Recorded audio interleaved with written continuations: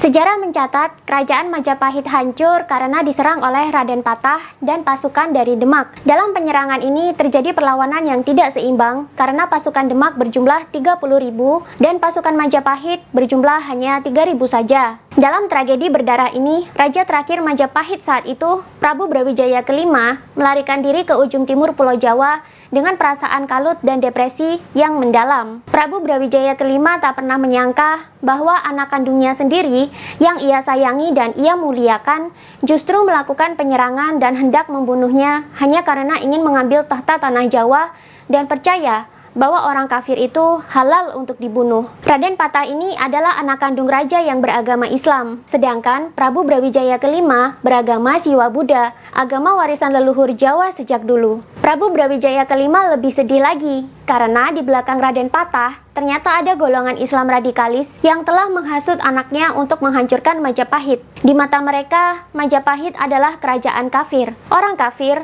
halal untuk dibunuh. Dalam tragedi penyerangan itu, ibu kota Majapahit yang saat itu ada di Trowulan menjadi porak-poranda. Buku dan kitab-kitab berisi catatan Majapahit dan agama Siwa Buddha disita dan dibakar. Bahkan, rumah warga pun digeledah. Tidak boleh ada satupun jejak kitab agama leluhur boleh tersisa. Rakyat dikumpulkan dan dipaksa masuk Islam. Jika tidak, rumah mereka akan dijarah atau mereka akan dibunuh. Patih dan pejabat-pejabat keraton Majapahit gugur dalam perang tersebut.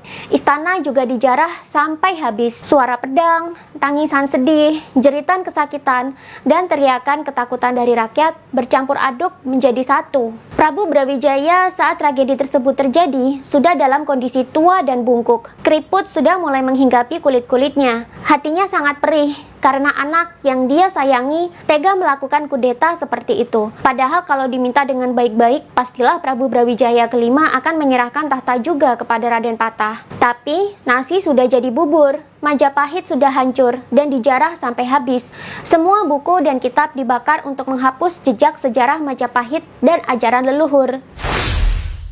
Prabu Brawijaya kelima dengan hati yang gelap hendak menyeberang ke Bali. Ia ditemani oleh dua orang pendeta setianya, Sabdo Palon dan Noyo Genggong. Dalam tradisi Majapahit, sudah lazim seorang raja juga diasuh oleh dua orang pendeta yang beragama Siwa Buddha yang berfungsi sebagai penasihat spiritual raja. Dalam perjalanan tersebut, Sabdo Palon dan Noyo Genggong tak henti-hentinya menghibur hati sang Prabu. Sepanjang perjalanan, sang Prabu diliputi stres dan tak henti-hentinya menangisi nasib Majapahit. Ketika sampai di Blambangan, mereka beristirahat sebentar di pinggir sebuah danau.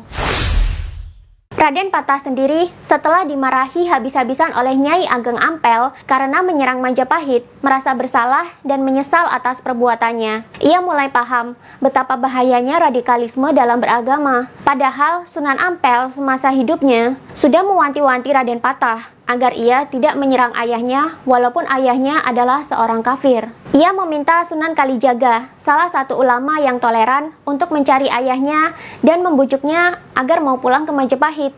Raden Patah ingin memohon ampun kepada bapaknya. Di pinggir danau Blambangan inilah Sunan Kalijaga bertemu dengan Prabu Brawijaya kelima. Tentu saja respon Prabu Brawijaya kelima tak begitu baik karena Prabu sudah terlanjur sakit hati dengan Islam. Tapi Sunan Kalijaga bersikap baik. Ia pun sujud sungkem kepada sang Prabu Brawijaya dan memohon ampun atas kesalahan yang terjadi di Majapahit. Ia menyesal telah membiarkan ini semua terjadi tanpa bisa mencegah. Sunan Kalijaga juga menceritakan bahwa Raden Patah sudah menyesali perbuatannya dan ingin memohon ampun langsung pada sang Prabu. Karena itu, sang Prabu diminta untuk bersedia kembali ke Majapahit dan berdamai. Tapi, Prabu Brawijaya kelima tidak mau. Ibarat kaca yang sudah pecah, tidak akan bisa kembali lagi utuh. Begitulah perasaan dia saat itu. Hatinya sudah pecah berkeping-keping. Sunan Kalijaga pun bertanya, sebenarnya Prabu Brawijaya hendak pergi kemana jika sudah tak mau kembali lagi ke Majapahit? Prabu Brawijaya pun menjawab bahwa ia akan menyeberang ke Bali. Ia akan meminta bantuan raja di Bali untuk menghubungi seluruh kerajaan di luar Jawa yang masih dikuasai oleh Majapahit untuk menyiapkan pasukan sebanyak mungkin dan menggempur Jawa bersamaan. Ia akan memberi pelajaran pada Raden Patah dan Demak. Sunan Kalijaga pun tercenung mendengar maksud sang Prabu. Ia membayangkan betapa besar pasukan yang bisa dikumpulkan untuk menggempur tanah Jawa. Mengingat Prabu Brawijaya kelima masih memiliki nama sebagai raja di seluruh Nusantara. Jika raja-raja di luar Jawa mengirimkan pasukannya, tentu tentara Demak akan habis dan pertumpahan darah besar-besaran akan terjadi. Jawa bakal berubah menjadi lautan darah. Sunan Kalijaga pun ngeri membayangkannya. Ia kemudian memohon Sang Prabu untuk memikirkan konsekuensi atas keputusannya. Apakah Prabu sudah siap melihat Jawa jadi lautan darah? Bukankah akan sia-sia belaka jika Jawa digempur oleh peperangan besar hanya untuk memberi pelajaran bagi Raden Patah? Katakanlah Raden Patah kalah dan tewas. Lalu siapa yang akan meneruskan tahta kerajaan Majapahit? Bukankah Prabu Brawijaya kelima juga sudah tua renta? Tidak akan sanggup lagi meneruskan tahta kerajaan lebih lama. Katakanlah putra mahkota lain masih ada yang loyal pada Majapahit, tapi mereka pasti ikut berperang kan? Apakah ada jaminan mereka tetap hidup dan selamat? Daripada berperang besar-besaran, membanjiri Jawa dengan lautan darah, tapi ujung-ujungnya tidak ada yang meneruskan tahta kerajaan, apa tidak lebih baik Sang Prabu kembali ke Majapahit dan berdamai dengan Raden Patah? Toh Raden Patah benar-benar memohon ampun dan Sunan Kalijaga memberikan jaminan bahwa ia akan mengawasi setiap gerak-gerik Raden Patah sehingga tidak berbuat sia-sia lagi pada Sang Prabu. Sunan Kalijaga juga menjamin akan menjaga kehidupan Sang Prabu di keraton agar damai, tercukupi sandang dan pangannya, dan tidak ada pemaksaan untuk berpindah ke agama Islam. Tapi Prabu Brawijaya kelima yang sudah terlanjur sakit hati tak mempan dengan bujukan Sunan Kalijaga. Ia tetap bersikeras akan menjalankan rencananya. Mendengar pernyataan Prabu Brawijaya kelima, sekali lagi Sunan Kalijaga melakukan sujud sungkem. Ia menyerahkan keris yang dibawanya. Sunan Kalijaga kemudian meminta Sang Prabu untuk membunuhnya saja sebelum menyeberang ke Bali. Ia malu tidak bisa mencegah peperangan besar yang akan terjadi. Selain itu, ia tidak tega melihat Jawa memerah jadi lautan darah. Melihat ketulusan yang terpancar dari sikap Sunan Kalijaga, hati Sang Prabu akhirnya luluh. Ia meminta Sunan Kalijaga berdiri dan berkata akan memikirkan lagi rencananya sebelum benar-benar dijalankan. Dalam kesempatan itu, Sunan Kalijaga akhirnya lanjut mengobrol dengan Sang Prabu. Dari Sunan Kalijagalah, Sang Prabu akhirnya mengenal Islam lebih jauh. Sunan Kalijaga pun berhasil memperkenalkan Islam dengan bahasa yang mudah diterima oleh Sang Prabu. Mendengar penuturan Sunan Kalijaga, Sang Prabu jadi tertarik. Lama mereka berbincang. Akhirnya, atas tuntunan Sunan Kalijaga, Prabu Brawijaya kelima pun mau masuk Islam. Beliau pun mengucapkan 2 kalimat syahadat disaksikan oleh murid-murid Sunan Kalijaga. Mengetahui Sang Prabu sudah masuk Islam, Sabdapalon dan Noyo Genggong pun kecewa. Mereka tak habis pikir, kenapa Prabu Brawijaya V ikut-ikutan memeluk Islam? Padahal orang-orang Islam sudah banyak yang berubah jadi radikal dan malah menghancurkan Majapahit. Walaupun Sang Prabu mengajak 2 pendeta ini untuk ikut memeluk Islam, Sabdapalon dan Noyo Genggong menolak. Mereka tetap teguh memeluk agama leluhur. Mereka tak ingin meninggalkan ajaran Budi yang selama ini diyakini.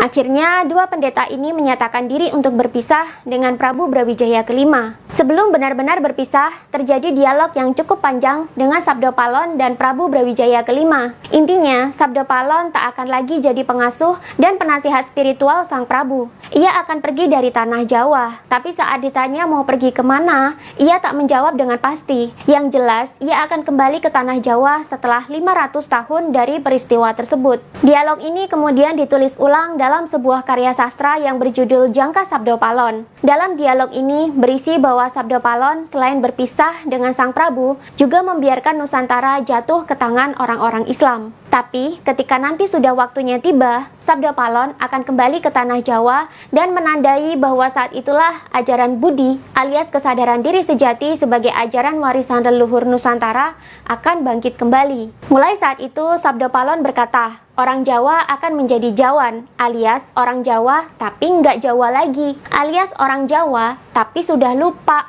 hakikat dirinya sendiri, lupa leluhur, lupa budaya sendiri. Dialog lebih lengkap antara Prabu Brawijaya kelima dengan Sabdapalon ini cukup panjang dan menarik untuk dibahas dalam sebuah video tersendiri. Singkat cerita, ketika Sang Prabu akan memeluk Sabdapalon dan Noyo Genggong sebagai salam perpisahan, 2 makhluk ini menghilang. Sabdapalon dan Noyo Genggong sendiri bukan dari bangsa manusia. Sampai sekarang, penganut kejawen meyakini bahwa Sabdapalon dan Noyo Genggong adalah nyata, bukan fiksi. Setelah berpisah dari 2 pendeta yang mengasuhnya sejak muda, Sang Prabu kemudian menuju ke Ampel Denta bersama Sunan Kalijaga. Tapi sebelum rombongan berangkat, ia berkata bahwa air di danau tempat pertemuan itu akan terus wangi sampai nanti tiba waktunya Sabdapalon kembali. Kapan air di danau itu tak harum lagi? Itulah pertanda Sabdo Palon sudah kembali ke tanah Jawa dan ajaran Budi akan kembali disebarkan. Sang Prabu kemudian meminta nama Blambangan diubah menjadi Banyuwangi. Perjalanan ke Ampel Denta ditempuh dalam waktu 7 hari dan diselingi beberapa kali istirahat di jalan. Sesampainya di Ampel Denta, Sang Prabu disambut tangisan haru oleh Nyai Ageng Ampel. Ia sangat menyesalkan perbuatan Raden Patah yang tega menghancurkan kerajaan bapaknya sendiri. Beliau juga memohonkan ampun untuk Raden Patah kepada Sang Prabu. Raden Patah pun segera diberitahu bahwa Sang Prabu Brawijaya kelima sudah pulang ke Ampel Denta. Raden Patah segera bersiap menuju Ampel Denta. Tapi, belum sampai Raden Patah tiba di Ampel Denta, Sang Prabu jatuh sakit. Sakitnya semakin lama semakin parah. Bahkan, Sang Prabu merasa waktunya untuk meninggalkan dunia sudah tak lama lagi. Sebelum menembuskan nafasnya yang terakhir, ia meminta Sunan Kalijaga untuk menuliskan sebuah surat wasiat kepada Adipati Pengging atau Andoyoningrat keempat dan Adipati Pronorogo atau Betara Katong. Mereka juga adalah anak kandung Prabu Brawijaya yang masih loyal kepada Raja dan Majapahit. Isi suratnya adalah Prabu Brawijaya kelima meminta kedua adipati tersebut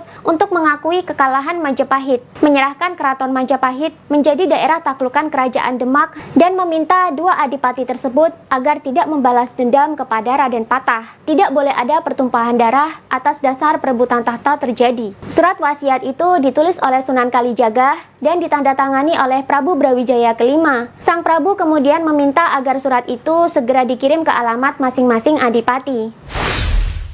Setelah menuliskan surat tersebut, Sunan Kalijaga bertanya, apakah Prabu Brawijaya kelima sudah memberikan restu kepada Raden Patah agar menjadi raja di tanah Jawa? Sang Prabu menjawab, ia sudah memberikan restu, tapi restu itu hanya sampai di 3 keturunan Raden Patah saja. Dalam artian, kerajaan Demak hanya akan utuh ketika masih dipimpin oleh 3 generasi penerus Raden Patah. Selepas 3 generasi tersebut, tak ada lagi restu bagi kerajaan Demak. Ucapan Prabu Brawijaya ini antara restu dan kutuk. Di satu sisi, Sang Prabu merestui Raden Patah dan kerajaan Demak menjadi penguasa tanah Jawa. Di sisi lain, ada kutuk yang menyelimuti bahwa keutuhan kerajaan Demak hanya sampai 3 generasi penerus Raden Patah saja. Dan ini benar-benar terjadi. Pada masa generasi keempat penerus tahta Raden Patah, tepatnya di bawah pemerintahan Arya Penangsang, kerajaan Demak hancur dan berakhir, nyaris tanpa sisa. Sebelum meninggal, Sang Prabu juga meminta agar dimakamkan di daerah Trowulan,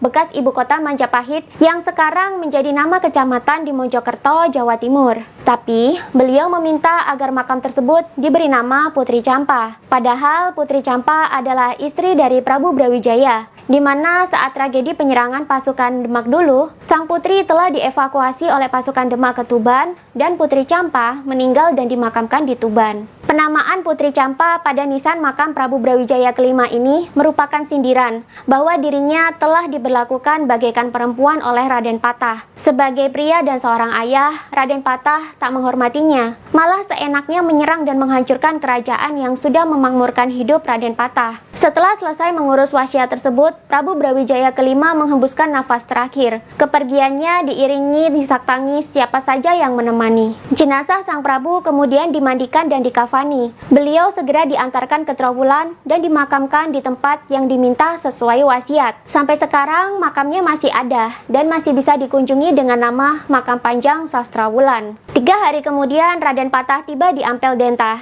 tapi ia hanya mendapati Nyai Ageng Ampel menyambutnya dengan sedih dan menyampaikan bahwa Sang Prabu sudah berpulang ke rahmatullah. Raden Patah bahkan tak sempat melihat jenazah ayahnya sebelum dimakamkan. Mengetahui itu, Raden Patah sangat menyesal. Ia merasa sangat berdosa. Sunan Kalijaga sendiri, setelah serangkaian drama penghancuran kerajaan Majapahit, ikut merasa bersalah dan menyesal, karena sejak awal tidak bisa mencegah tragedi tersebut terjadi. Pasukan Demak tak hanya merebut tahta tanah Jawa dan menghancurkan Majapahit, mereka juga telah menghapus sejarah dan ajaran leluhur Jawa dengan cara menjarah dan membakari kitab-kitab yang ada.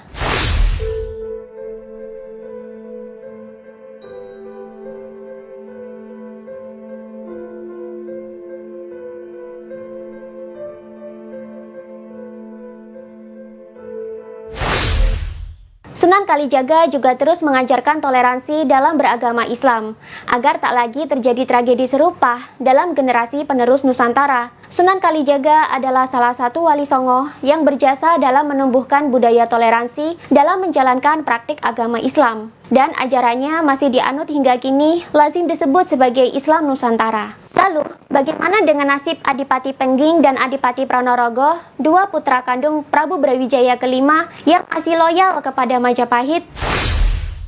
Mendengar Majapahit diserang hingga hancur lebur, dua adipati ini sangat marah. Mereka telah bersiap-siap menggempur Demak untuk membalaskan dendam atas dihancurkannya keraton Majapahit. Tapi, belum sampai penyerangan terjadi, surat wasiat sudah sampai ke tangan mereka. Membaca surat wasiat tersebut, dua adipati ini hanya bisa melakukan sembah sujud di hadapan surat tersebut. Dengan emosi yang campur aduk, mereka sedih sekaligus marah, tapi tidak bisa balas dendam. Mereka tak sudi untuk menghadap Demak. Mereka bertahan di wilayah masing-masing. Tapi akhirnya, dua adipati ini meninggal. Kisah Dharma Gandul menyebut, mereka meninggal akibat depresi menerima kehancuran kerajaan Majapahit.